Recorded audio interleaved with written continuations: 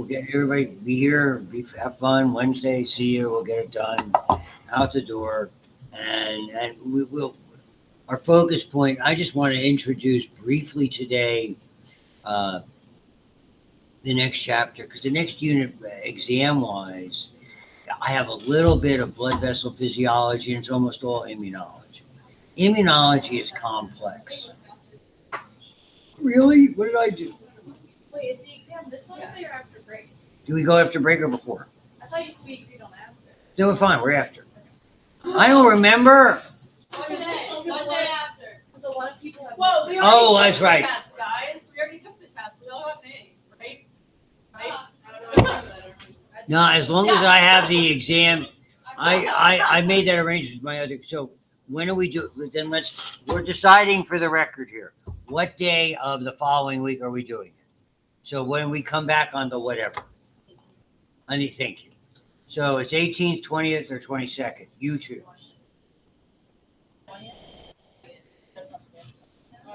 All in favor of the 20th? Concur. Rich, Joseph. That's great because my other class is having it on the 22nd, so that's fine. I already had it in my calendar for this one. There you go, man. I forgot. I was a really long week last week. I don't know why. Just a lot of stuff going on. It was like nonstop all week. So I'm, nevertheless. So then I have 2 days to do phys, and then a whole lot of immunology. Even in MCAT, we're going to be doing immunology. So we've got. It doesn't hurt to hammer it a couple of times. It is really immunology. I personally think is the most difficult aspect of physiology to really understand. And I have to spend a little more time on it this term since Dr. Maurer teaches immunology every other, and a fair amount of students do his immunology. It's a great class. Pardon me? It's a great class. It is a great class. I think they're going to do away with the lab. I think it's. I think maybe he'll incorporate, like maybe he'll do it with that, twice a week, and you could basically do a lab on that. You know what I mean? If he wanted to incorporate the lab, I don't know. I have to ask Dr. Miller. It was just like a normal class. Like Yeah, Wednesday, the standard. Most of the time is he does either Monday, Wednesdays long or Tuesday, Thursdays. Right now, our schedules are crazy. We're all doing overages, and it's just it's driving you nuts. Oh, so how long will the lab be? Not that long. Okay. I mean, we're just going to do the lab, so we have some interesting stuff. I hope we can get out of there in an hour, less than an hour and a half. Okay.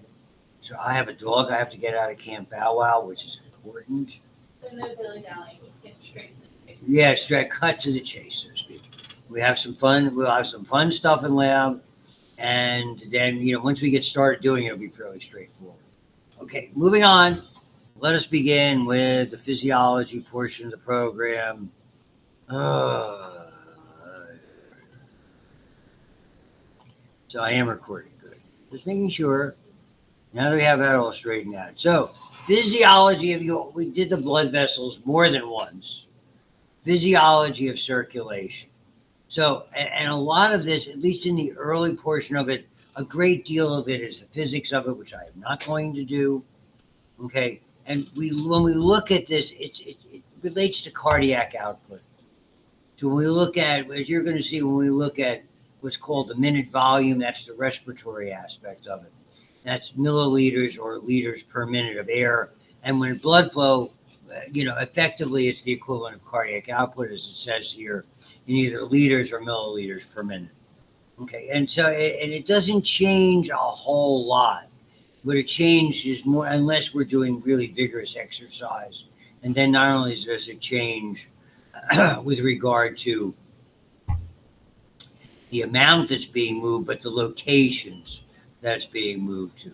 And again, this is more of the definitional aspect of force that's it there. We always use millimeters of mercury. So when you get your blood pressure, for whatever reason, it's 120 over 80 or 125 over 85, whatever it is, understand the units are millimeters of mercury that are there. And by definition, we always we take that reading standardly in relatively large arteries nearer to the heart. For argument's sake, I do not like those stupid wrist things. They're inherently inaccurate. I mean, and if you ask almost anybody, they'll agree to the same thing. Your best place to take them is where we customarily take them in the brachial artery. And the hardest thing about that is somebody has to know what they're doing. And I really think it's more reliable when you listen and kind of do it back to the old fashioned. There's a lot of ways to monitor blood pressure. Okay. And you can extrapolate from there. I mean, we've done it in the lower extremity. And, we did a thing called oscillometry, where we cuffed the thigh, but not enough to occlude blood pressure, and basically monitored the amount of oscillations or vibrations. And that was a really good means of, in the old days, of monitoring strength. Now, a lot of blood vessel analysis is done ultrasonically by something called a Doppler, which I've probably mentioned to you before. It's a Doppler, and if somebody goes for, you'll know people in your family who've gone, oh, they wanted to do some studies on my circulation. They're listening. It looks like a stethoscope. And basically, they're putting it in the carotid, in the femoral arteries, lower extremity arteries, and you're trying to detect irregularities by sound. So effectively, it's reflecting off the sound waves or picking up sound waves directly from that. And when it goes through a narrowing, you hear very interesting sounds. Sounds are a good way to determine about this. So really the critical feature more than anything else, number one, that grade, the average peripheral resistance in your arteries. That's the most important of the measures. And the key feature in that is the diastolic reading of the blood pressure, the lower number at rest. That is an excellent measure of resting tension. Your systolic ejection pressure is the highest number. And we afford that a little bit more of a range. We understand just by a act of taking your blood pressure, people get excited. Oh, I wonder if my blood pressure got worse or better or whatever. And immediately that upper number starts to go up. Preoperatively, it's not unusual to see a number. But the old joke I used to tell was when I would go to the doctor, I'd say, what do they do first when you walk in the office for your physical? Your weight. I keep begging them to do the blood pressure first before they, in the old days, before they had digital, they used to put it on your old weight, with the triple beam balance things. And then all of a sudden you see them going like that. They start to move it. For somebody like me who weighed, the better part of 300 pounds at times in his life. You didn't like that movement. It's always bad. So really, that bottom number is what we call sympathetic tone, and it's so important. That's the resting tension of those blood vessels. That's what your heart has to work against. So how thick is the blood? Let's assume obviously thicker is worse. When we have somebody who is effectively hyperemic, has an abundance of, polycythemic, if you want any words you want to use to do it. The length and diameter play a role in helping us know how we monitor it. As the blood vessels get narrower, we can exert a force on them with the smooth muscles that will control flow to different areas.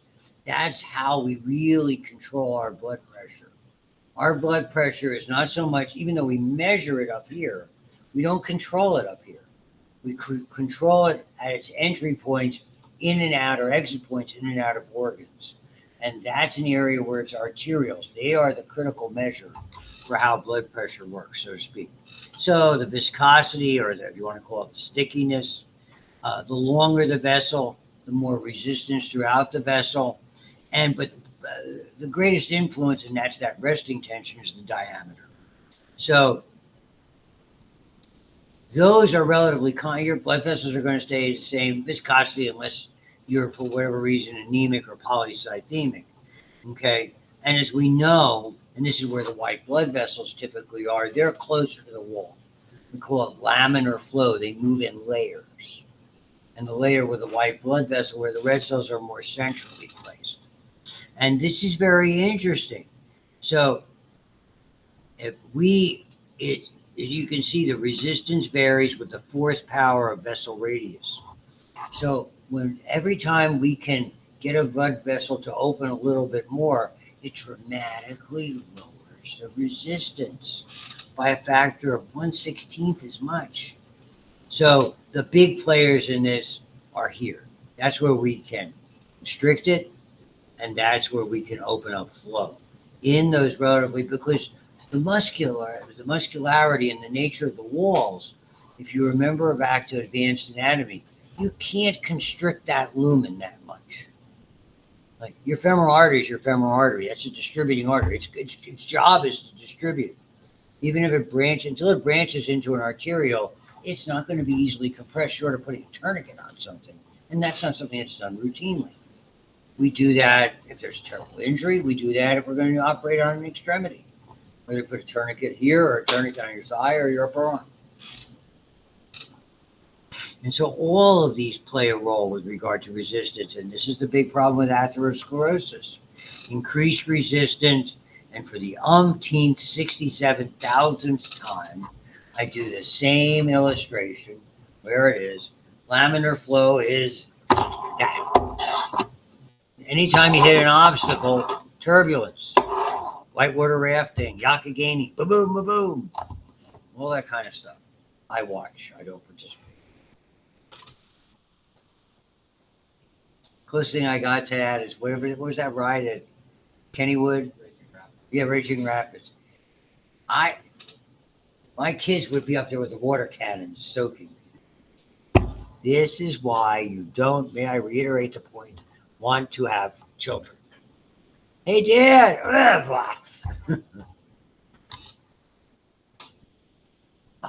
I can't look at a milkshake. It's too hard. I don't do this.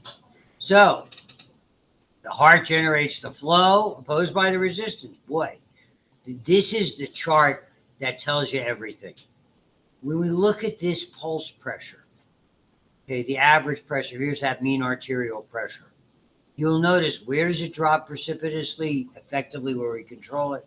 In the arterioles. We can't do a whole lot in conducting arteries or distributing arteries. We can do a whole lot in arterials. This is another thing. Compliance or distensibility. So the whole idea, just to complete the thought here, yes, we can get that pulsatile nature closer to the heart. That disappears, and it's not as intense as you think.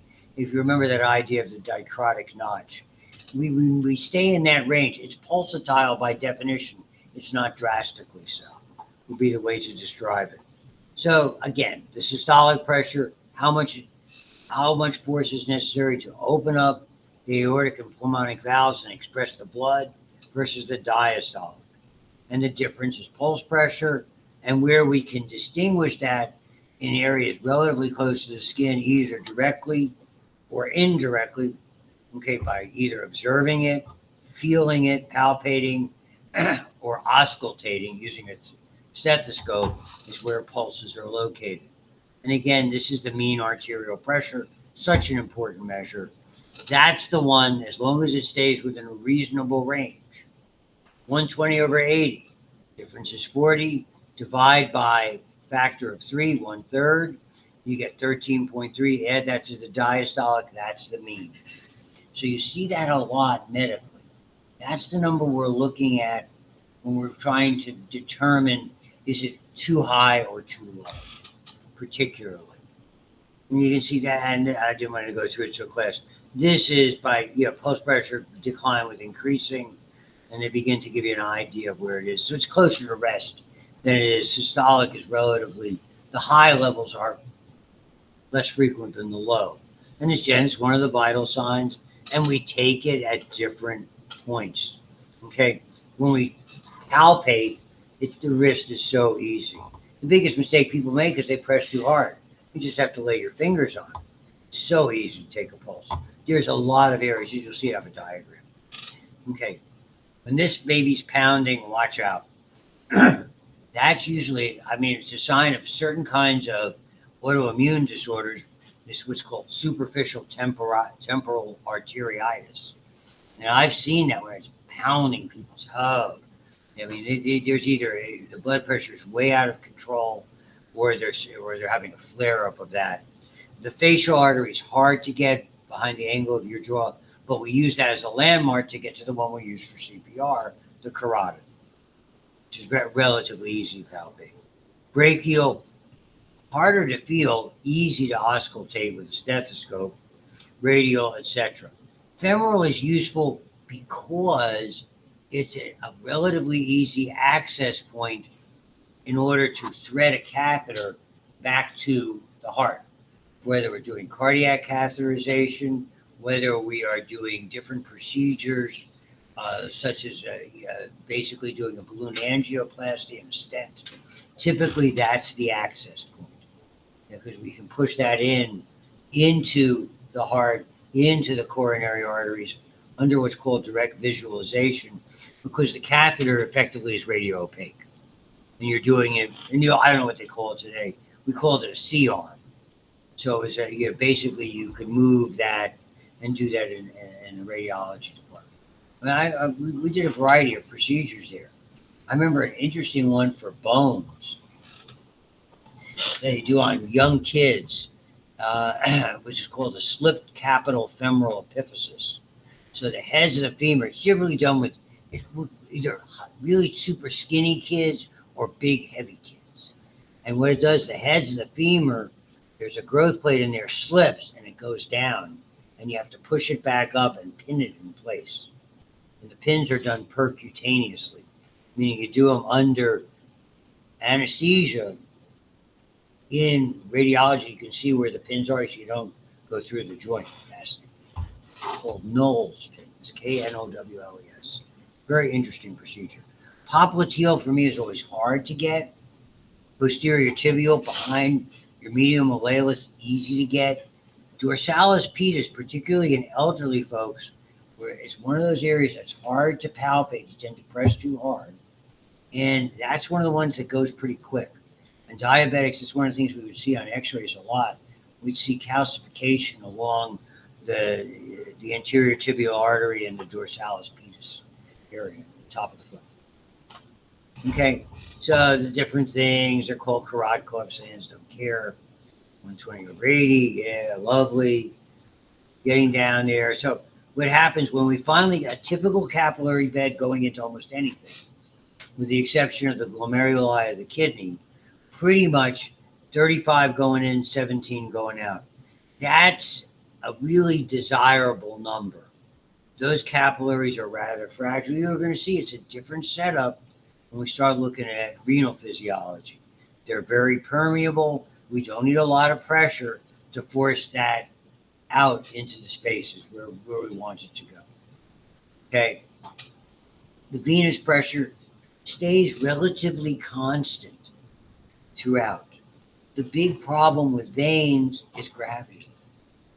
Okay, well, so we have people who have to stand for long periods of time during the day and don't move. Think of somebody doing as a cashier at a retail store. I mean, the only thing that you appreciate there is that rubber mat that you're standing on. It is no, for any of you who've done cashiering, that is not fun. That type of thing. Nurses walk around a lot, but still they're on their feet on relatively hard floor surfaces a lot during the day. There are certain fields that are really problematic.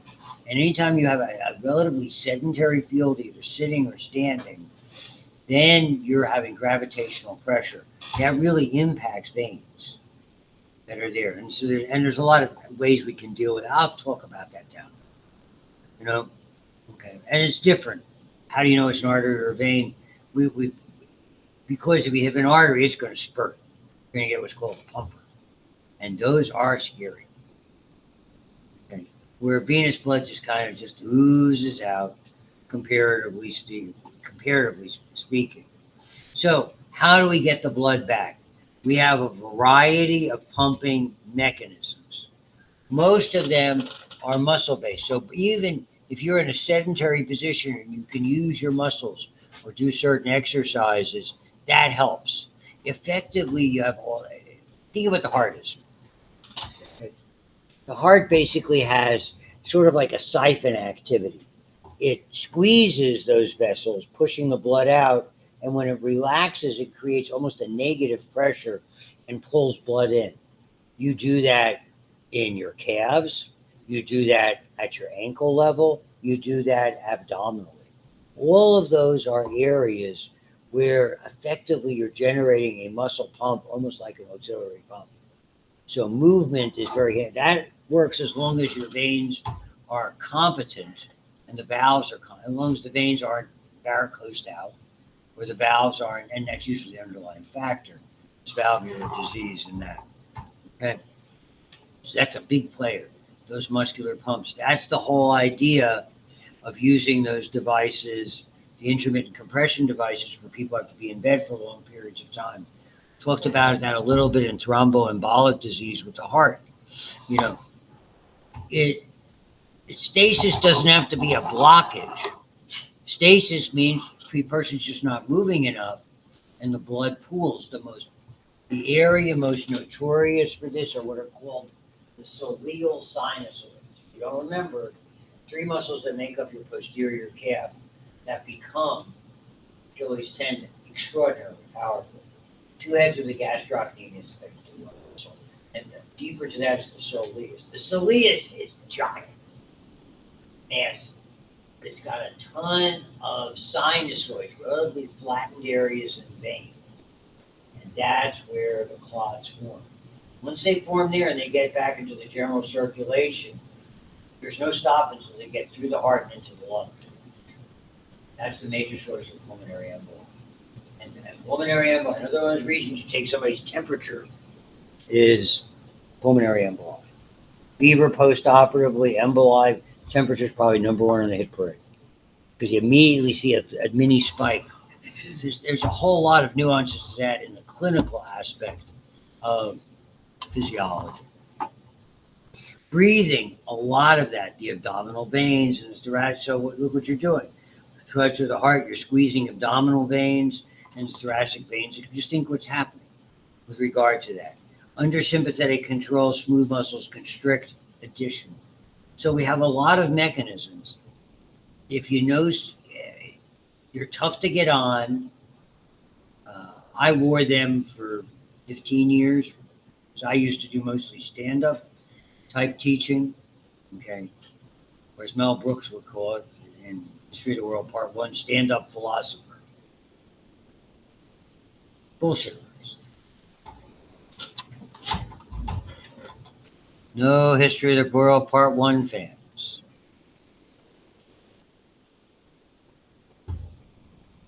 Is it? Here you go. That would be gastrocnemius and soleus. Look what happens. See, we call it the column of blood. So valves keep it so that the blood, when it's pushed back up, doesn't fall back down as long as the valves work. So we call it the column of blood because even if you move it a couple of segments each time, in addition to the inherent force that's there, it's going to get back to your heart. That's the whole idea. What regulates your blood pressure? Cardiac output, of course. The resistance. So again, that's the sympathetic tone of the blood vessels. How much blood volume? That's how kind of the approach was traditionally for blood pressure. Most of the time, the initial approach for treating blood pressure was right there. Reduce the volume, we reduce the load. That meant diuretics or agents that increased the degree of urination. The problem was, okay, they were hard to tolerate. It took a while to develop a tolerance to them, other than constantly running to the bathroom. Okay. Versus now, we focus more on these areas, cardiac output and peripheral resistance. That's where calcium channel blockers and interplay with the renin-angiotensin aldosterone mechanism is. And again, there's the not doing the physics, okay, et cetera, et cetera. Let's look at some of the controls that are there. And I may have touched on these, but I do it in sort of a, you know me, I have an interesting form of lecturing. When it comes to my mind, I mention. I'm so happy you're back. I know. Did you? You needed an MHD. I did. I like that. It's my wife encouraged me to take those. We're going to get a few virtual Fridays in there soon. Promise. Yes, I'm saving them. Oh, okay. I am saving them. And like I said, maybe you missed it. We're going to go to the eclipse, so we'll have an empty Monday wherever the eclipse is. Well, the eclipse is here, but we're I have been informed we're going. Oh. Where? No uncertainty. I Oh. think to Akron. Oh, okay. We can always get tires while we're there. Okay. Hey, pack a lunch, make a day of it. So, okay, this just gives you the factors, easy for you to see. Okay, so understand it. We maintain this. It's a very interesting slide. If for whatever there's temporary blood loss, for whatever reason, okay, everything, all vessels constrict, except basically to compensate not to lose blood, except for those to the heart or the brain. And that means just a fall in blood pressure. I'm not talking about traumatic injury. So we can alter the distribution based on demands. And the classic one, and this is the one you have to know for the exam, fight or flight, fight or fight, fight or flight. Redistributing the blood where it's needed to. Okay, there's a variety of centers. This is where we really get into an elegant set of controls that are there. We have a center in the brain and the medulla that plays a role. It governs the rate, force of contraction, the amount of blood pressure. Additionally, we have probably the most influential receptors with regard to blood flow are baroreceptors. Baro means pressures. You have pressure sensors in a lot of areas. Certainly, the two most important are in your carotid and in your aorta. They're called respectively the carotid sinus and the aortic sinus. Okay, you have chemosensors that are of secondary importance. They tend to kick in afterwards, and they are called the carotid body and the aortic body. And you have a variety of different centers. So these are in the medulla area, the medulla oblongata. That's why damage to the brainstem, and particularly when you affect this medullary pontine, all of your presets are there. And it's not like and there's no easy way to restart the system. Okay? When they're compromised, you're in big trouble.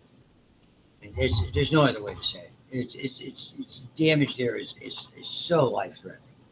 So you have, since these are impulses by sympathetics, and the fancy name is vasomotor, that means basically going to nerves and vessels, and they set up the vasomotor tone. And there's lots of different things that influence, as you can see.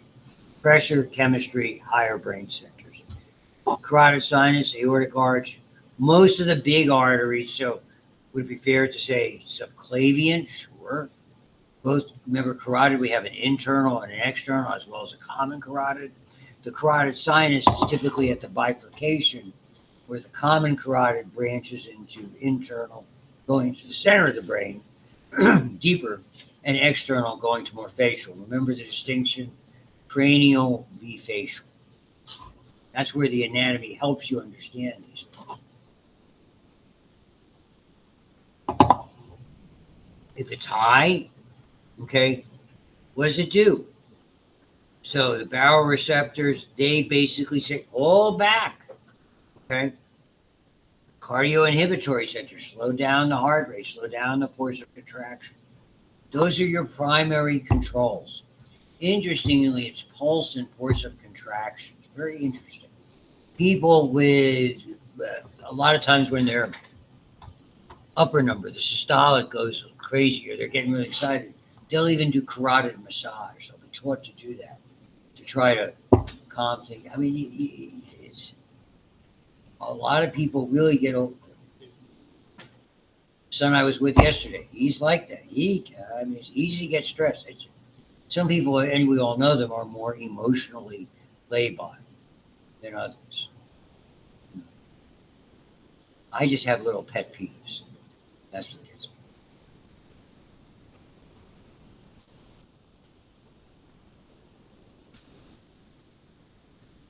So, vasodilation, decreased output from those centers, arteries and veins, and it falls. Okay, decreased cardiac output, they inhibit the opposite. Inhibit sympathetic activity, stimulate parasympathetic activity. Okay, heart rate and contractility, the cardiac output decreasing that. On the other hand, if it's low, that's all if it was high. Reflex constriction, vasoconstriction is initiated that increases cardiac output and blood pressure. So this is the one that plays such an interesting role in orthostatic hypotension. To some extent, everybody, it's very hard to avoid as you get older. This is a commonality in folks who are surely 60s, surely 70s and 80s. I mean, worse if you take blood pressure medicines because most of them impact this medicine. So this is routine for me now. I don't jump out of bed. I get up, I sit. For now, just a count or two. Get up, stand. I usually hold on to a chair or the desk, and then start moving around. It's just the way I do it.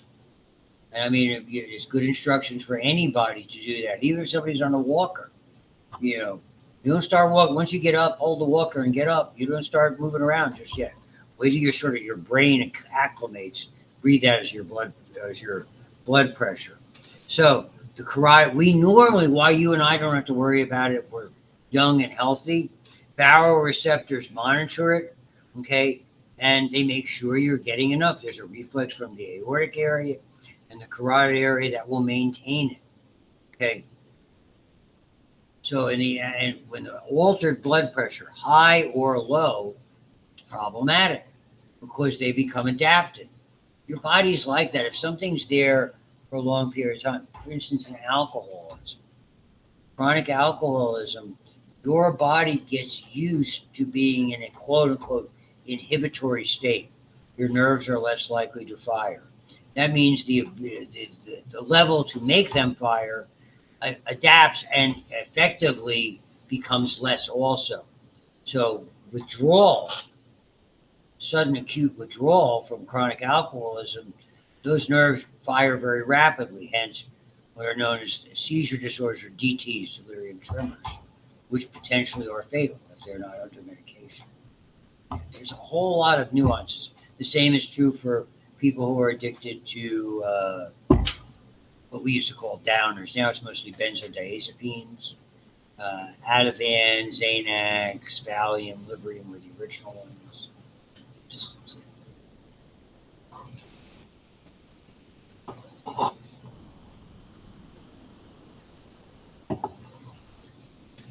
Same thing here. Chemoreceptors, less significant. The big player, and this plays more of a role when we look at respiratory, okay? There again, the aortic arch and again the carotid arteries are similar size.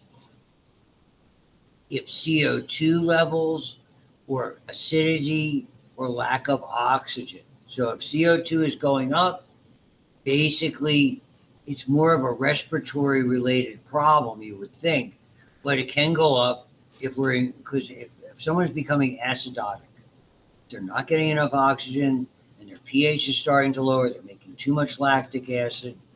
Effectively, the body's going to compensate.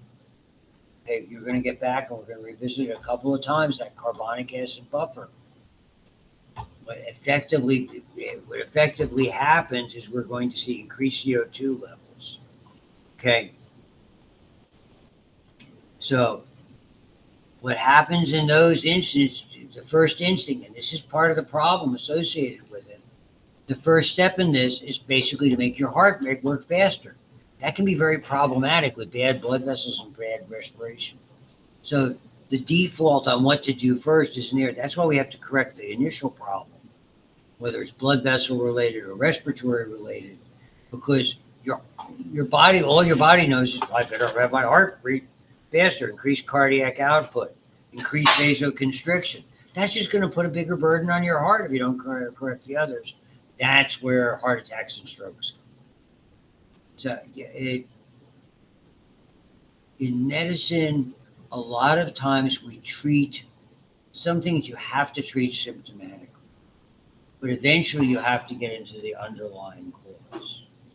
Okay, I had to have a lot of transfusions. I mean, I knew I had a bleeding ulcer. I was in an insurance problem, where I didn't have coverage to cover that surgery for the period of time that I was. So sometimes all you could do is basically you're plugging, creating, you're just temporizing with the problem. That's not good. Eventually the system's going to go bad. So again, here we are back in the medulla. So the hypothalamus and cerebral cortex can also modify it. During stress, the hypothalamus is the trigger point. All those wonderful endocrine hormones I won't go over again. Redistributes the flow during exercise and changes in body temperature. So we have mechanisms, as long as they're functioning properly, that keep you and I from having significant problems. And now we're getting back into those hormones, if nothing, just a little bit is important. So they're typically a shorter term regulation, whether it's peripheral resistance or volume. So fight or flight, adrenal medulla. Okay, so from the adrenal medulla and increased cardiac output and vasoconstriction. Fine, we understand that. That renin-angiotensin-aldosterone mechanism. Angiotensin means tensing or tightening a blood vessel. The active form is angiotensin 2.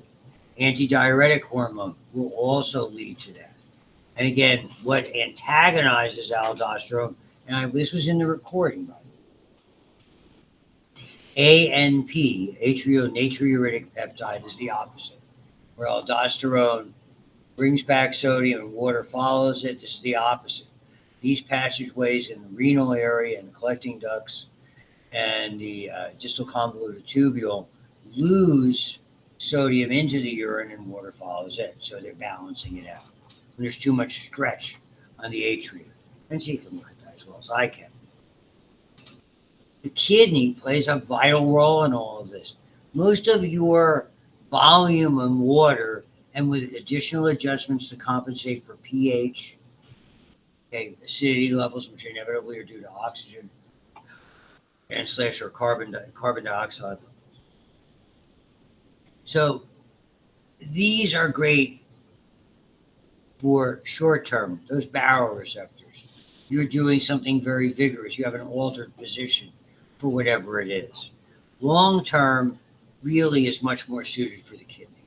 That's there. And there's different mechanisms. One is called direct, and we'll look at that when we look at, and the MCAT students got a glimpse of this. Effectively, that has to do with basically controlling the amount of flow into the glomeruli. The more blood that flows into the glomeruli, the more filtrate it makes. The more filtrate means more urine. The more urine, you're going to lower your water volume. And so as long as our blood pressure is relatively constant vis-a-vis the mean arterial pressure within a normal range, our kidneys can do the jobs by themselves if they're healthy. For diabetics down the road in type 1, when they make those immune complexes in the kidney starts to be unable to do that. That leads to a variety of secondary problems that are there. The one that we use a great deal is the indirect. Indirect means it's not being done at the kidney level.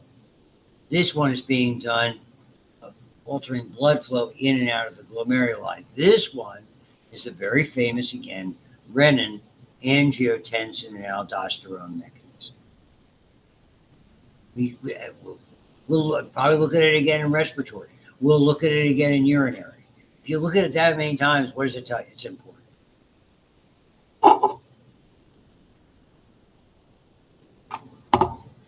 Higher blood pressure, kidney's default, urinate more. You all know what happens. I mean, if you're working out and you're relatively speaking, perspiring, you're losing volume that way. Most of the time, it's not like you're in a big rush to go to the bathroom. Typical. Sure, somebody's going to be 73 in 2 months. And 5 days. 4 to 6 days. Yeah. It's all right, yeah. It's no fun. Just not fun. So my wife keeps telling me she had no idea she was marrying some old. She used a more familiar term of endearment.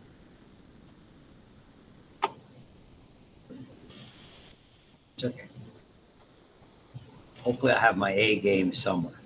So I'm not going to do that. Okay, here's renin angiotensin for the umpteenth time, and we'll do it a couple more, as I said. Decreased arterial blood pressure. So going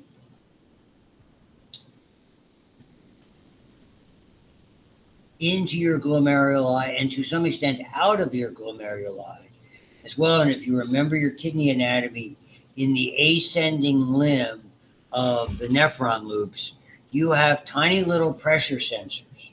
Okay, they're called a juxtaglomerular apparatus. And those pressure, you have 2 types of sensors there. Pressure sensors to determining how much pressure of the fluid coming out, so to speak, and you have sensors that monitor the salt concentration. Those are ones that impact this mechanism. Decreased pressure in those areas cause tiny cells along that are incorporated, I think, in typically the efferent, but possibly the afferent arteriole, to release this chemical, because there's tiny granules there called renin, R-E-N-I-N. On the test, you'll see the name is, I have 2 N's, that's a mistake. Okay, because renin is something else that's used, that babies have, that plays a role in milk. Okay, it's an enzyme that plays a role in being able for milk digestion. So it didn't pick that up on spell check, and I didn't pick it up. Okay, angiotensinogen, which is made in the liver and is in the bloodstream, is considered angiotensin 1. There's a second enzyme, mostly found in the lungs, that converts it to angiotensin 2. That's the active form. You must know the 4 ways. So angiotensin tells you way 1, okay? It's a potent vasoconstrictor. It directly increases your blood pressure. 2, aldosterone. It stimulates aldosterone secretion by way of the adrenal glands. And aldosterone, again, therefore you'll have sodium being returned and water following it. It will cause antidiuretic hormone, which will pull back in water, as well as trigger the hypothalamic thirst sensor, so you're going to be more thirsty. All of this, going less, drinking more, okay, all of those, as well as constricting the blood vessels, is going to raise your blood. So you do need to know all 4 of those ways, and they have 65,000 of these charts that are there, almost done.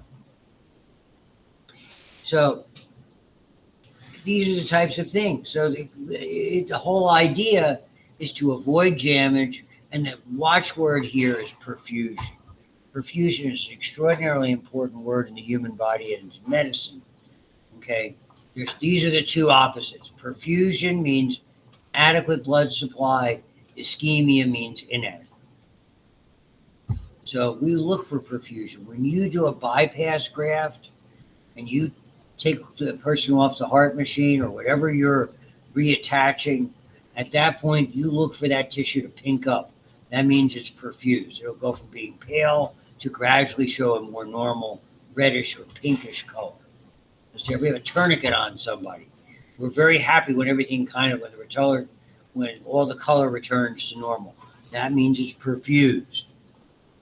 And so and it's a fine line. If it's over-perfused, if there's too much pressure, blood vessels are tearing. We'll stop there. Okie dokie. See everybody in lab. I'll get over there as soon as I get done. I have the stuff in there. Dr. Hannah's got an open lab for zoo. As soon as those guys filter out, we'll filter in. Okay?